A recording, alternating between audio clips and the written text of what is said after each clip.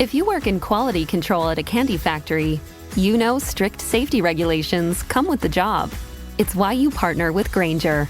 Grainger helps you find the high-quality and compliant products your business needs to inspect, detect, and help correct issues. And the sweetest part is, everyone gets a product that's as safe to eat as it is delicious. Call 1-800-GRAINGER, click Grainger.com, or just stop by. Grainger, for the ones who get it done. This episode is brought to you by Progressive Insurance. You chose to hit play on this podcast today. Smart choice. Progressive loves to help people make smart choices. That's why they offer a tool called Auto Quote Explorer that allows you to compare your Progressive car insurance quote with rates from other companies. So you save time on the research and can enjoy savings when you choose the best rate for you. Give it a try after this episode at Progressive.com. Progressive Casualty Insurance Company and Affiliates. Not available in all states or situations. Prices vary based on how you buy. What's up, family? Basketball is back, and BetOnline remains your number one source for all your sports betting needs this season. You always find the latest odds, team matchup info, player news, and game trends at BetOnline.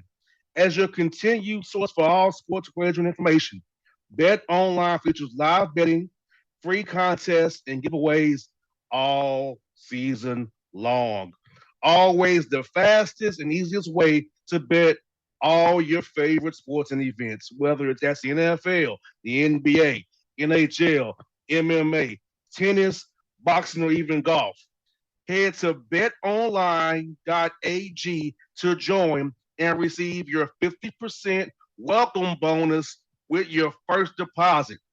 Make sure to use the promo code BELIEVE, that's BLEAV, to receive your rewards. BetOnline, where the game starts. BetOnline is the proud sponsor of the Bossman Show.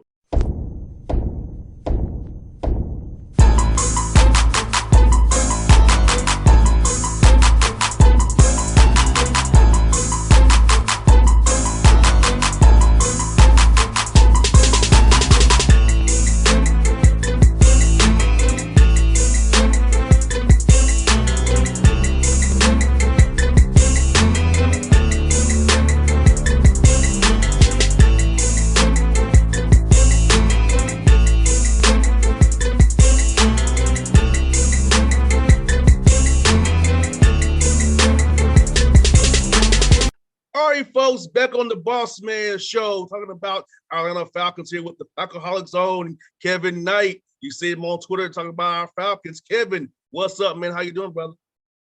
Good. Not as good after last week's game against the Bengals, but we're rebounding. We're on to the Panthers, which theoretically should be an easier opponent this week. So yes, you know what, Kevin? Talked about this last week with John Bueller for Fansided about how. Look, man, if we had some things go our way, we could really be 7-0. That's how close these games has been. Like, this is not the Dan Quinn Falcons where they tap out. These guys play hard every week. We know about the Brady call. Could have went our way if we got the ball potential. Not saying we win, but could have went our way, right? The Rams game, play here or there, could have went our way. That's in the Saints game, of course, first game of the season. So I look at it as this, Kevin, could be 7-0, but 3 and 4 is better than we thought it was going to be. You know what I'm saying? Yeah, definitely. I mean, especially really getting that 49ers win, I think was really important for those that think that this team does have a chance to be sort of spicy for the playoffs, just to make it easier over this next stretch, because they are going into a stretch where they're probably going to be favored in most of these games before the bye, but it's unreasonable to expect them to just sweep all the games that they're favored in. Like, that just doesn't happen. So right at this point, they only need to go like 4-2 over these next 6 to go into the bye with a winning record. So that's a great situation for them to be in, very beneficial. And like you said, week 1, definitely should have won. Week 2, they fought back. They definitely, that one was maybe a little bit more of a stretch to win, but they were at least in it at the end. Obviously against the Bucks, sort of robbed of an opportunity to come back. I think really this Bengals game was the only one where they felt like legitimately out of it at the end of the game. Yeah, And that's I not should have bad. said 6-1, my fault. But No, it's okay. It's okay. Yeah, I mean, honestly, like, yeah, I meant to say 6-1, but yeah, no, you're right. This game was, but even then they competed pretty hard though. Even though it wasn't the tap out we used to see, Kevin. Yeah.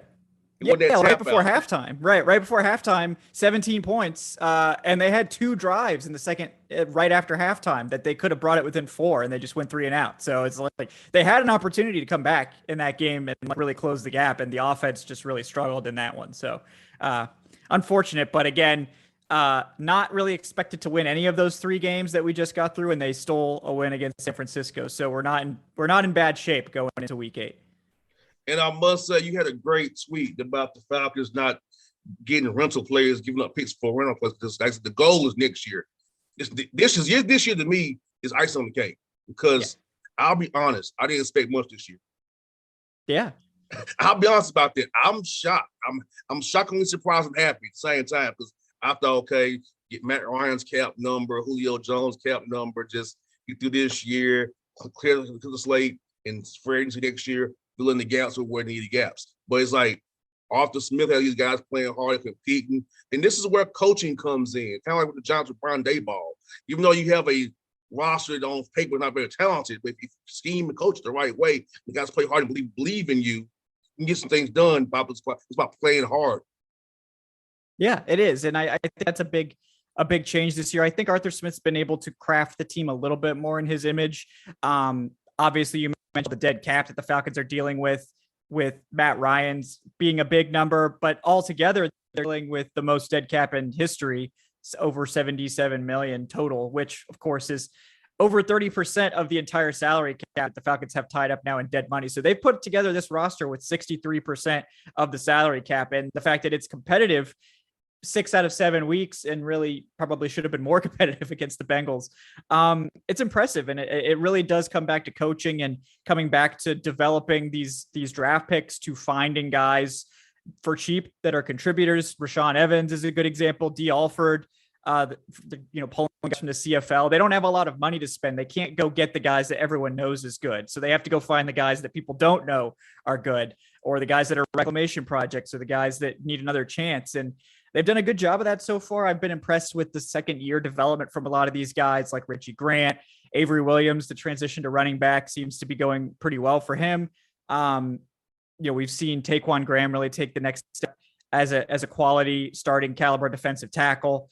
I think we've seen a lot of good stuff, and I think it's given me more faith in this coaching staff. And then you look at the offensive line, the pass blocking still not good, but the run blocking is night and day better. And I think that's what you're seeing from Dwayne Ledford and this coaching staff, is they're like, okay, maybe we can't pass block, but we're going to run block well. We're going to do that. And they've so far been able to do that at a high level pretty much every week, I think, except for the Bengals game. That is really the only game where I've seen them struggle to get their blocks on time. But overall, they're still a top 5 rushing offense and still had over 100 yards against the Bengals, even on an off day. So no doubt. And you know what, Kevin, I feel like that Desmond Ridder won't probably see the field for a while, because Arthur's not going to bench Marcus Mariota with them still in the hunt, with the division being 3 and 4, weak as it is. Who thought the South would be as weak as it is? The Saints been 2-5, Panthers, the Falcons 3-4, with the Bucs 3-4. So there's a chance to actually win the division this year. So I don't see him benching Mariota right now,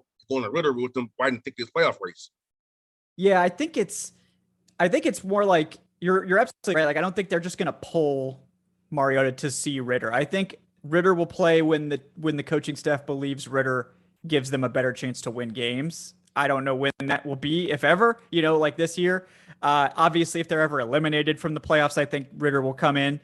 But at this point, as long as they stay competitive, if they're leading the division, which, look, if they win this week and the Bucs lose, the Bucs are only 1-point favorites this week, or 1 point. I think they're 1-point favorites technically, but that's basically a toss up in their game.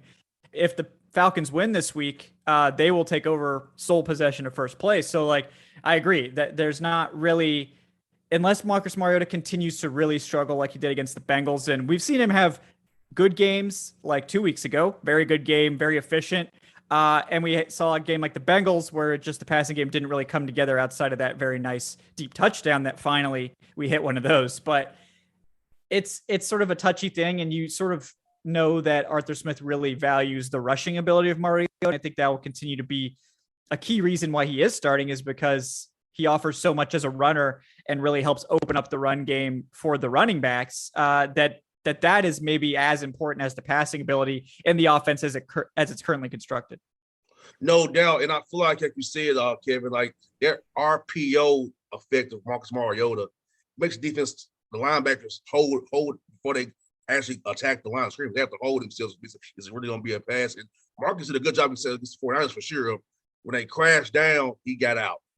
So I think he's very good at reading on the zone. He rarely makes a mistake on the zone read portion of it. And he can also pop a quick pass. Kyle Pitts or Drake London or those guys as well, was the kids, or Demir Bird got that deep pass. So that element with the running game, it will scare a defense, make them commit more to the box. We'll give one-on-one, say, hey, Drake, you got to win. Eliminate, you got to win. Pitts, win. So I think that straight of his legs and that RPO, he had that triple option there. Go and do that. I feel like that's going to keep him in the lineup more than, I don't think we'll see Ritter, but that Art really values that, as we both said here. Yeah, it's interesting because the Falcons do face a stacked box, which is 8 or more guys in the box, like over 60% of their run plays, and they've still had a lot of success running the ball even against stacked boxes, far more than you would expect. And that's good, but they haven't so far really been able to punish teams for stacking the box against them so much. And that's sort of where I think fans are sort of like, well, can Ritter give us more in the passing game? And, we just don't know. It's certainly possible that he can. Very talented passer at Cincinnati, and he does offer athleticism to run. He's not as natural a runner, certainly, as Mariota is, not as good and clean with his running. He's very fast, so he certainly offers you more than like a Matt Ryan would, in terms of he can take a scramble and run it for 20 yards because he's fast, but he's not Mariota. You can see Mariota's a natural runner. He's very comfortable with it. He's very smart with it. Ritter could get there potentially, but that was never really, he was always someone who was pass first, run second, almost entirely like that. You look at like a Justin Fields, it's the same way. Justin Fields, tremendous athlete, but always a pass first guy. Maybe should run more, especially in Chicago with that disaster. But it's just like we need to take advantage, and I think that's what Arthur Smith wants with this offense as it should be eventually, because you got Kyle Pitts, you got Drake London, you got 2 guys that should be number 1 targets. It should present a lot of problems for defenses, and when these guys are facing single coverage, you need to get the ball to them.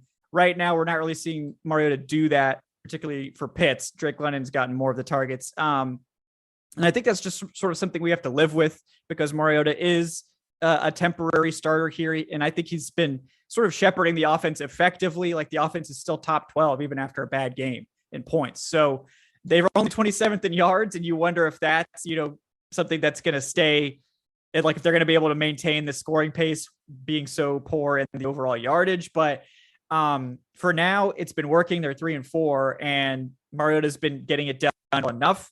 I understand fans clamoring for Ritter. I was one of the biggest Ritter fans there was. I was the guy that found out the Falcons, interviewed him at the Senior Bowl. I've always been sort of like, I think this guy fits what Arthur Smith wants. Ritter says, I model my game for a lot of guys, including Ryan Tannehill. And I'm sure Arthur Smith was like, oh, Ryan Tannehill. I like that guy.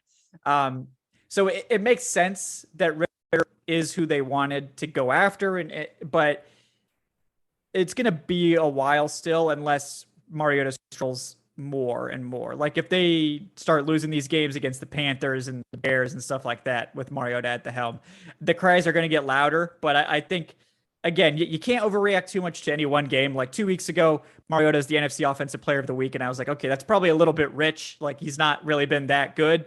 And then this week against the Bengals, everyone's like, oh, he's terrible. He can't throw the ball. And it's like, okay, that's also too far. So move it back to reasonable takes a little bit on quarterback, but they do have Ritter there when he's ready, when they think he's going to be better overall than what they have. And Mariota, then he will play, and probably not before that. No doubt. One thing about Dean Pease's defense this year, I feel like, he's a lot of bend, don't break, mixing up a little bit. Grady Jarrett's doing what he does. Grady being Grady, so I say it. But with Terrell week to week as well, Casey Hayward out, Oliver coming back, D. Alfred. So what do you feel about the back end right now with the level of injuries they have with AJ there and Casey Hayward, who we don't know when to see him again? I mean, it's certainly not ideal. It's nice that you're going to play the Panthers twice in the next like 3 weeks because they are the worst passing game in the NFL right now. Even with PJ Walker having a decent game last week, it was if you're going to be down corners, that's the team you probably want to play. I don't expect Terrell to play this week, probably not next week either. It does seem like Diallo could come back, and I think that would be significant because I think he's been one of their 3 best corners. So he's probably going to play outside based on what I've sort of heard. And that's what he played in the CFL, even though he was playing in the slot here in Atlanta this season. So getting D. Alford back on the outside, I think would definitely bolster the unit. And then I think Darren Hall has been mostly fine as well. Oliver has struggled. He was good in his first week back against Tyler Boyd. He got pretty much worked, but Tyler Boyd's one of the best slot receivers in the NFL. So I don't necessarily hold it against him too much. That's his first full NFL game as a starter since he's come off IR. So he's still warming up. We need him to get back to being able to play at a high level, especially with these other guys down. But I think with D. Alford back, it's not as dire as it could be. Jalen Hawkins is going to miss this week with a concussion. He's already been ruled out for Sunday. They're going to have Dean Marlowe coming in, and Dean Marlowe is fine. He started 9 games for Detroit last year, was like a slightly above average starter for them. So he's really good in coverage. He's really reliable. He's probably not going to bring you the splash plays that Hawkins does with his ball hawking and everything.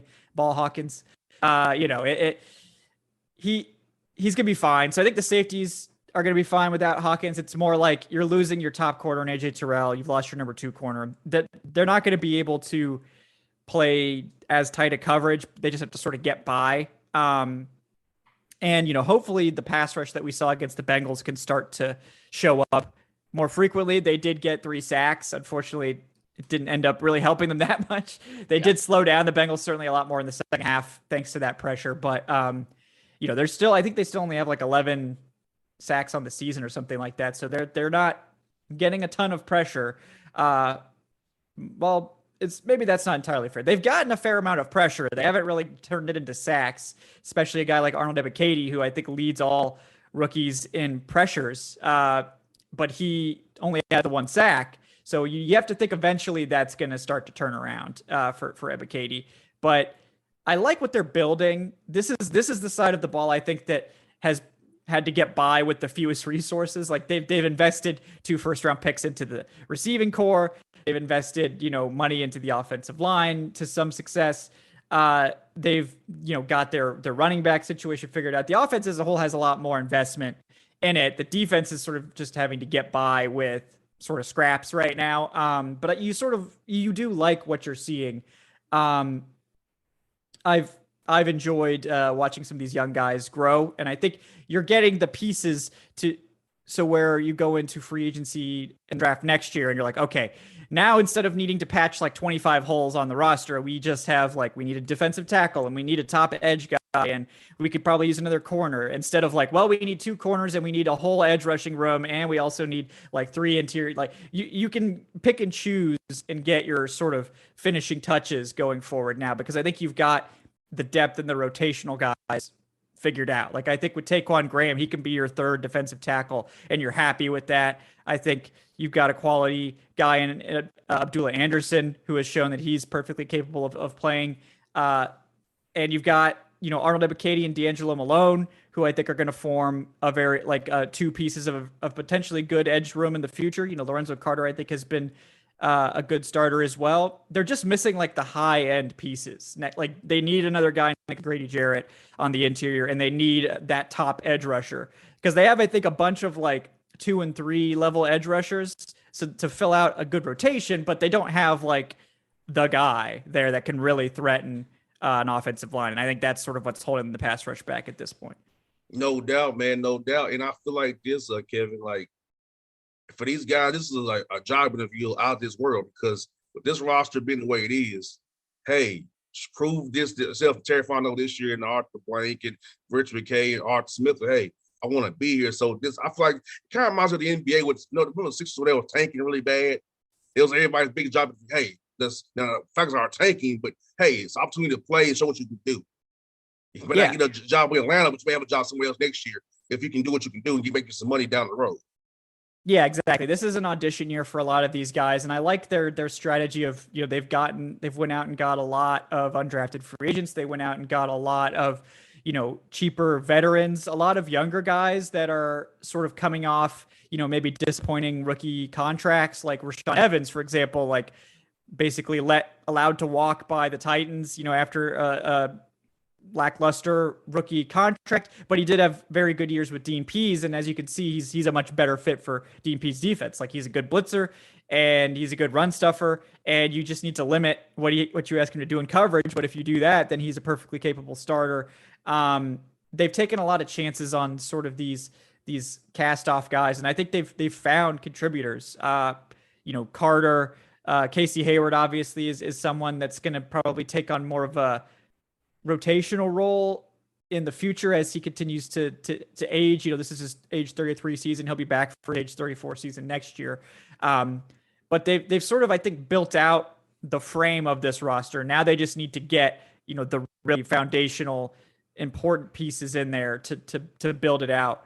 And one of those may be quarterback. We'll see. If we do get to see Ritter, that will answer some questions about, do they need to be one of those teams that's aggressive for a quarterback? We talked about the top edge guy, another big time defensive tackle. They still do need help on the offensive line in terms of pass protection, but this team isn't as far away as I think maybe we thought going in. And with them being so aggressive for a quarterback this last offseason, I've been out there trumpeting we need to trade for Lamar Jackson this offseason. So what do you think about that? Is that something you get behind?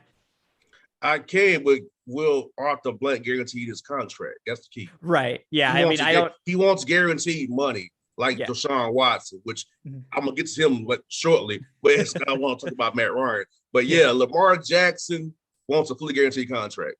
Arthur Blank's one of those senior owners who don't want to do that.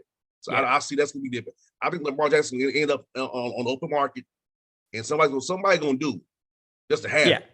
But I don't think Arthur Blank being a senior owner on these committees, because you see how they all clown Jimmy Haslam for it.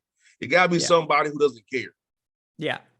So that's why people right. I mean, it's like they were interested in Deshaun. Now they weren't planning to pay him the guaranteed contract, though. That was what made him switch to the Browns at the last minute.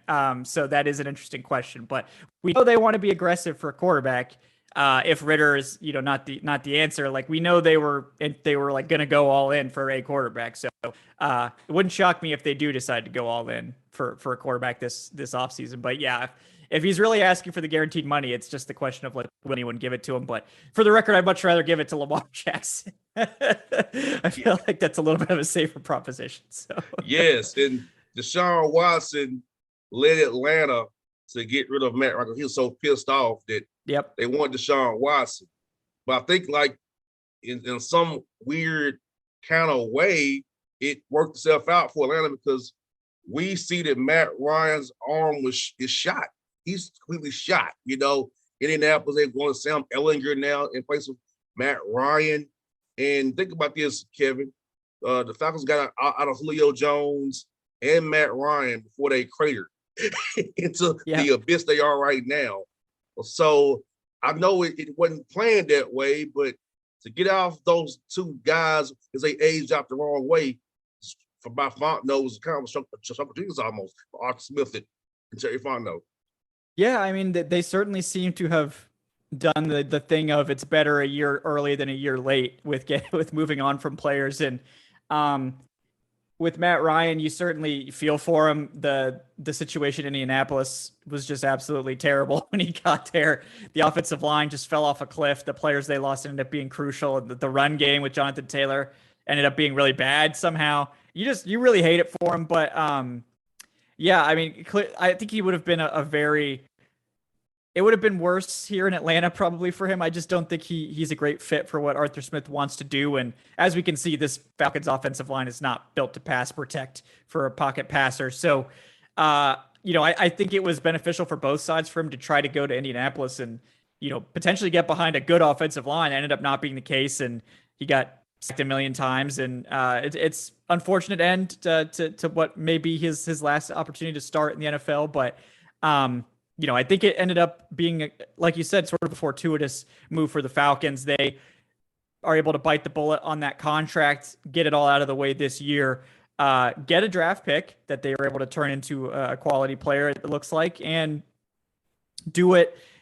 while they're sort of getting a chance to evaluate some other quarterbacks this year. Maybe neither one of these guys are the answer. Maybe one of them would be. I know fans are hoping for Ritter to be a potential long-term option there, but the same thing with Julio, right? Like, a year early, they're able to get picks, and they're going to have a pick from him still this year. They have a 4th round pick from the Titans, still from the Julio trade that they're still raking in, and they'll be out of his contract entirely after this season. So all the moves to get this team sort of to turn the page on the previous regime and sort of move on.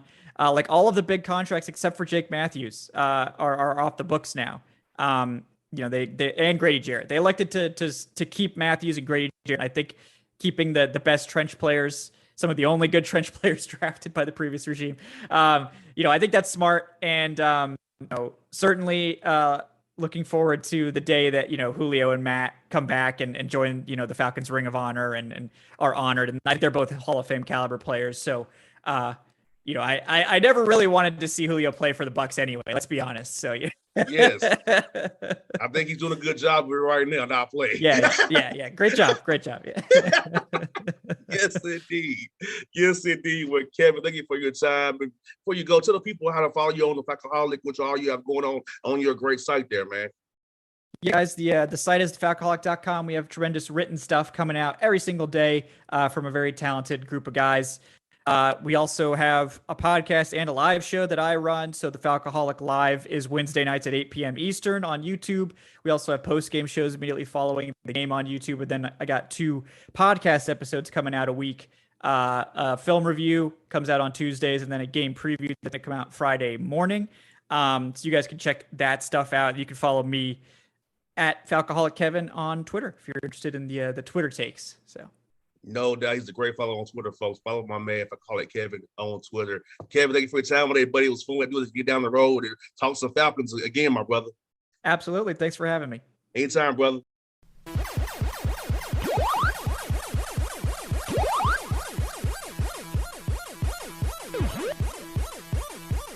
What's up, family? Basketball is back, and BetOnline remains your number one source for all your sports betting needs this season. You always find the latest odds, team matchup info, player news, and game trends at BetOnline. As your continued source for all sports wagering information, BetOnline features live betting, free contests, and giveaways all season long.